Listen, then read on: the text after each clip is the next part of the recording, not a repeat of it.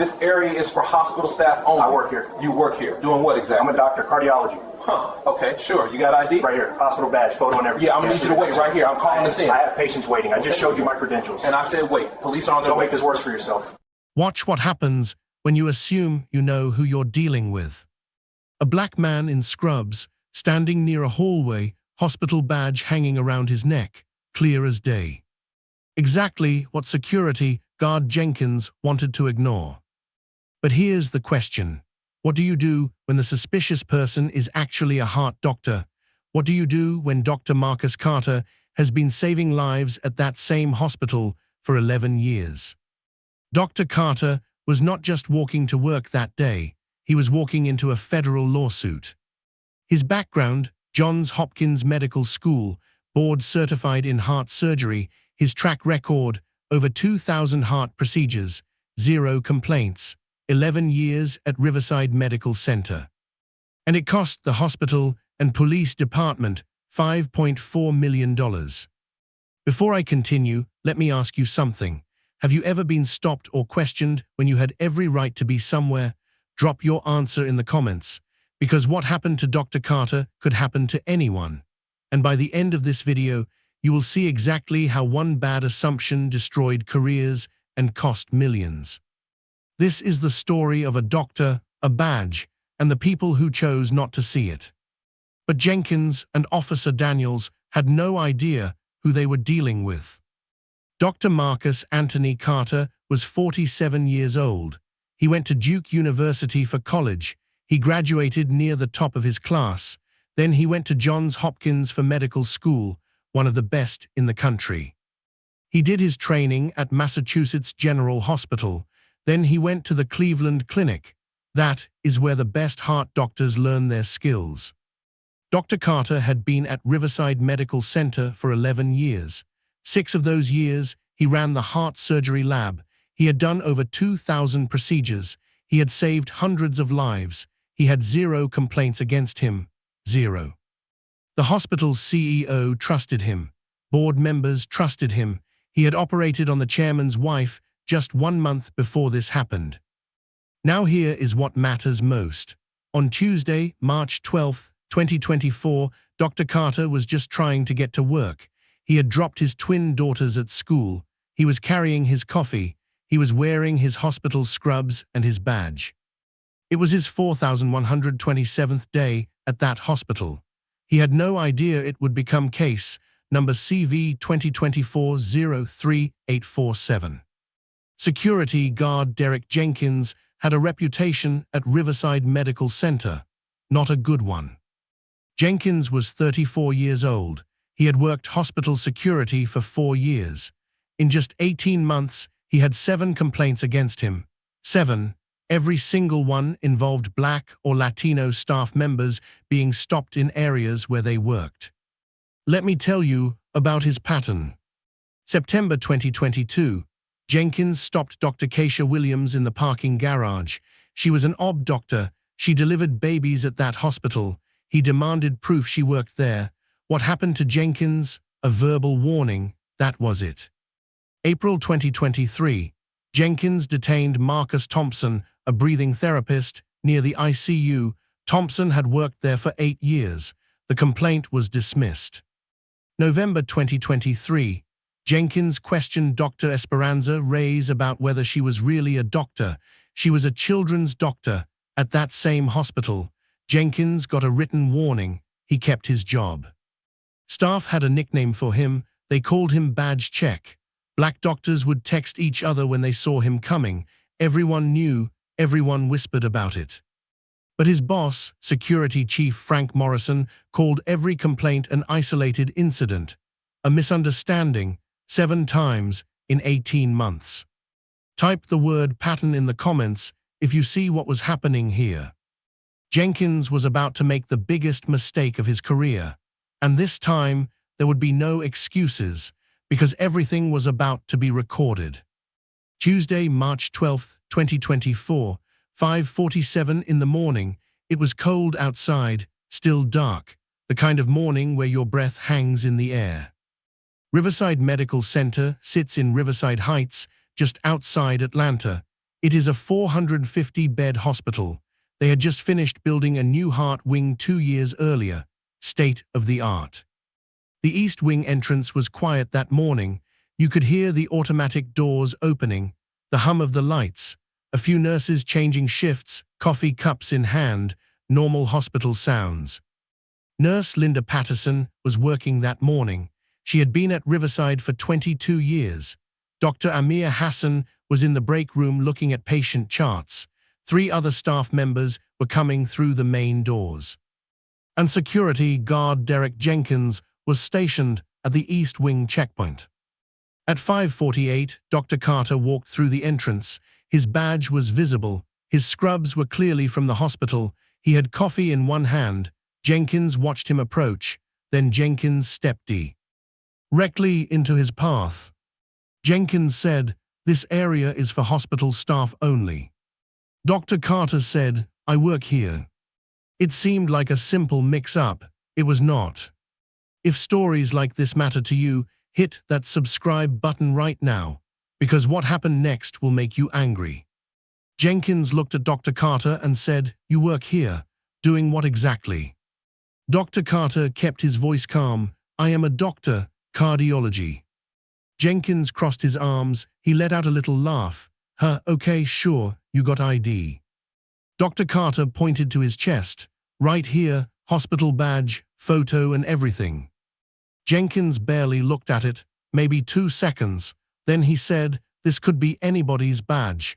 I am going to need you to wait right here." That was wrong, and Jenkins knew it. Dr. Carter did not raise his voice. "I have patients waiting. I just showed you my credentials. My name is on the badge. My photo is on the badge." Jenkins shook his head, and I said, "Wait, I need to verify this." Dr. Carter tried again. "Verify with who? Call the cardiology department. Call administration. Call anyone." Jenkins stepped closer. "Sir, do not tell me how to do my job. You are making this difficult." Dr. Carter stood his ground. "I am not making anything difficult. I am trying to go to work." Then Jenkins made his choice. "I am calling police. You are acting suspicious." Dr. Carter could not believe it. "Suspicious? I am wearing scrubs. I have my ID. What exactly is suspicious?" Jenkins pointed at him. "Your attitude, your behavior, the way you are resisting." 8 minutes later, at 5:56, Officer Raymond Daniels arrived. He was 29 years old, 3 years on the force. Daniels walked up. "What is the problem here?" Jenkins spoke first. "This guy claims he is a doctor. Badge looks suspicious. He is being aggressive." But wait, there was nothing aggressive about Dr. Carter. He had not raised his voice once. Dr. Carter tried one more time.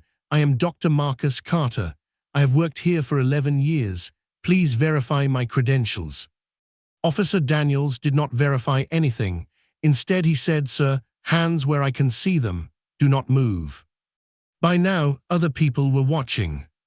Nurse Linda Patterson stepped forward. She had known Dr. Carter for years. "Officer, that is Dr. Carter. He is our heart doctor. He operated on my husband." Dr. Amir Hassan came out of the break room. He was already recording on his phone. Jerome Washington, a patient transport worker, started filming from the hallway. But Daniels did not care about witnesses. He raised his voice. "Turn around, hands on the wall, now." Dr. Carter did not turn around. He stood perfectly still. He knew what was happening, and he knew it was all being recorded. Comment below, what would you have done in that moment? At 6:02 in the morning, the doors opened again. Hospital Administrator Victoria Chen walked in. She stopped. Her face went white. She recognized Dr. Carter immediately. She said one sentence, "Officer, do you have any idea who you are detaining?" Everything changed in that moment. Dr. Carter spoke calmly. "Ms. Chen, I would like this documented." Chen nodded. "It will be. Dr. Carter, I am so sorry." Officer Daniels looked confused. "You know this guy?" Chen turned to face him. "This is Dr. Marcus Carter, head of our heart surgery lab. He operated on board Chairman Mitchell's wife last month. He has been at this hospital since 2013. The confidence drained from Daniel's face. You could see it happen. Jenkins started backing away from the scene. He knew he was in trouble. But here is what made this moment powerful. It was not just Chen who spoke up. Nurse Patterson stepped forward. I have watched this man save at least 100 lives, literally pull people back from death, and you have him against a wall like a criminal. Dr. Hassan held up his phone. I have been recording since you arrived, officer. This is going to administration, to legal, and to every news station that will listen. Jerome Washington called out from the hallway, I got the whole thing. Badge Check does this every week. Everyone knows it. These people did the right thing. They stood up. They spoke out. That matters. Chen pulled out her phone and called Chief Nursing Officer Dr. Patricia Okonkwo. She arrived at 6:08. Dr. Okonkwo watched the footage on Hassan's phone. Her jaw tightened. She looked at Officer Daniels and said, you need to leave this property now and take Jenkins with you. Jenkins tried to defend himself. I was just following protocol. We have procedures. Chen cut him off. Your procedures just detain the head of cardiology in his own hospital while patients waited for their doctor. Daniels tried next. Ma'am, we responded to a call. Dr. Okonkwo shook her head. You responded to racial profiling and you made it worse. Leave, both of you. By 6:15, the confrontation was over, but the consequences were just beginning. Think about this. Dr. Carter had 11 years of service, 0 complaints, connections to the hospital B. He had his badge on, he was in hospital scrubs, and still, 2 men looked at him and saw a threat. They had video from the hospital's security camera, 14 minutes and 23 seconds. Dr. Hassan's phone had 11 minutes and 47 seconds. Jerome Washington recorded 9 minutes and 12 seconds. Nurse Patterson wrote her witness statement within the hour. By 7 that morning, 3 different lawyers had copies of everything. Type the word recorded in the comments, because without those cameras, this story might have ended very differently. Jenkins and Daniels had picked a fight with someone who had evidence, witnesses, and resources. Most people who face this kind of treatment do not have all 3. Dr. Carter did. And that made all the difference. Hospital CEO Dr. Raymond Foster arrived at 7:30 that morning. He was 58 years old. He had run Riverside for 15 years. He watched the footage in his office, then he watched it again. Then he made 3 phone calls. First, he pulled Jenkins' complete file, 7 complaints, all involving people of color, all dismissed or given minor warnings. Second, he called hospital lawyers before 9. Third, he called Police Chief Sandra Williams by 10. The investigation moved fast. Foster interviewed Nurse Patterson. She told him everything. She said Dr. Carter never raised his voice. Not once. He was calmer than I would have been. Foster interviewed Dr. Hassan. He handed over his phone recording. Foster interviewed Jerome Washington. He said this was not the first time. Jenkins does this every week. Then Foster looked at what Jenkins and Daniels had claimed. Jenkins said the badge looked fake, maybe tampered with, but the video showed Jenkins barely looked at it, 2 seconds, then he demanded Dr. Carter wait. Daniels said Dr. Carter was aggressive and not following orders, but 3 witnesses said the opposite. Dr. Carter never raised his voice, never made a threatening move. He stood still and asked them to verify his credentials. Jenkins claimed he was following standard procedure, but hospital records showed something important. Jenkins had never stopped a white staff member for badge verification, not once, in 4 years. That was the pattern, right there in the data. At 2 that afternoon, Foster called Jenkins into his office. Your employment at Riverside Medical Center is over. Effective right now, you are banned from this property. Security will take you to get your things. Jenkins tried to argue, this is unfair. I was doing my job. Foster did not budge. Your job was to protect this hospital. Instead, you humiliated one of our best doctors. You ignored his badge. You ignored witnesses who told you who he was. And you have 7 complaints that say this was not the first time. We are done. By 4 that afternoon, Police Chief Williams suspended Officer Daniels pending investigation. By 6 that evening, the hospital sent a formal written apology to Dr. Carter. Jenkins tried one more time. Can I at least get a reference? The answer was no. Here is something that stood out to me. Dr. Carter performed 2 of his 3 scheduled procedures that day. He refused to cancel on his patients. Even after everything that happened, he went to work. He saved lives. That tells you everything about who he is. His colleagues stopped by all day to check on him. They thanked him for staying calm. They apologized that this happened at their hospital. But the story was far from over, because Dr. Hassan had already sent that video to a friend at CNN. If you want to see how this explodes, hit subscribe and turn on notifications, because you will not want to miss what happened next. By 8:15 that night, a CNN producer had the video. By 9, local Atlanta station WSB ran the story. 127,000 people watched. By 10:30, the video hit Twitter, 50,000 views in the first hour. By midnight, the hashtag Justice for Dr. Carter was trending in Georgia. By 6 the next morning, 2.3 million people had seen it. CNN, MSNBC, and NBC all ran the story. By Thursday morning, 8.7 million views. The National Medical Association put out a statement. The numbers kept climbing. Twitter alone had 4.2 million views, 89,000 retweets, over 150,000 comments. TikTok reposts hit 3.1 million views. Instagram added another 1.4 million. YouTube news clips reached 2.8 million combined. The comments told the story. One person wrote, "This man saves lives and they treat him like a criminal. This is America." Another wrote, "Dr. Carter operated on my mother. He is the reason she is alive. Fire everyone involved." Someone else said, "Imagine being so good at your job, you become department head and security still thinks you do not belong." And this one hit hard. 71% of black doctors report workplace discrimination. This is T. He's 71%. Share this video if you think others should see it. Stories like this need to be told. The NAACP Legal Defense Fund reached out to offer help. The American Medical Association released a statement about doctor discrimination.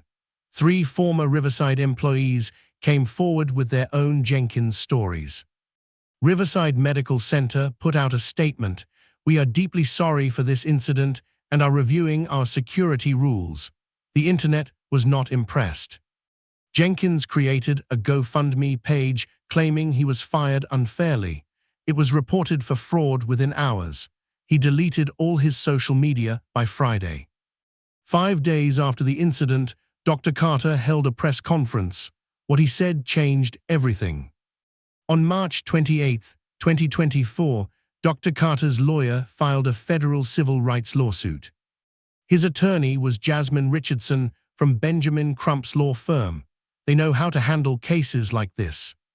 The people being sued: Riverside Medical Center, Security Chief Frank Morrison, Derek Jenkins, the City of Riverside, Officer Raymond Daniels. The charges: racial discrimination, violation of civil rights, emotional distress, failure to train employees properly. During the investigation, Richardson's team found more evidence. 7 previous complaints against Jenkins, all dismissed by his boss. 4 complaints against Officer Daniels in his 3 years as a cop. Internal emails showing Security Chief Morrison called complaints about Jenkins' oversensitive reactions. This was not a bad day, this was a pattern, and now there was proof. Here is the settlement. Are you ready for these numbers? Riverside Medical Center paid $3.8 million. The City of Riverside paid $1.6 million for the police department's role. Total $5.4 million. But the money was just part of it. Derek Jenkins was fired. He is now barred from hospital security jobs in Georgia for 5 years. Officer Daniels resigned from the police department. He faced a hearing about whether he could keep his law enforcement license. Security Chief Frank Morrison was forced to resign. His pension was reduced. The Riverside Police Department now has mandatory bias training for all officers. Jenkins is on a Georgia security officer watch list. Daniel's name is in a police accountability database. Morrison is named in a Georgia Hospital Association report about what not to do. Jenkins released a statement through a lawyer.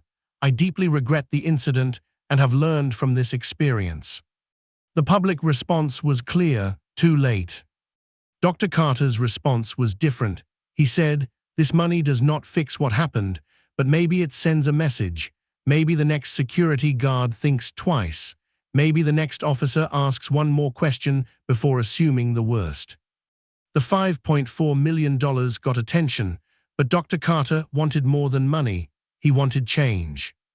Dr. Carter held a press conference on April 15, 2024. Over 200 people came: doctors, nurses, staff, community members, 6 news cameras. He started by talking about fear. "For a moment I thought about my daughters. I thought, what if this gets worse? What if I do not come home today? I am a doctor, I save lives, and I was afraid for my own." Then he talked about the bigger problem. "In 11 years at this hospital, I have seen colleagues questioned, followed, doubted, brilliant doctors made to feel like they do not belong. The research shows 71% of Black doctors face discrimination at work.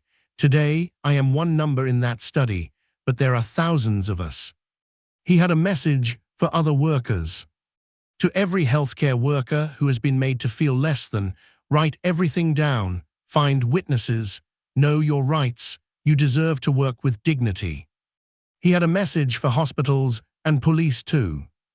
Your silence allows this. Your isolated incident excuses allow this. Your failure to act on complaints allows this. We see you, and we are done being quiet. Dr. Carter announced he was starting something new.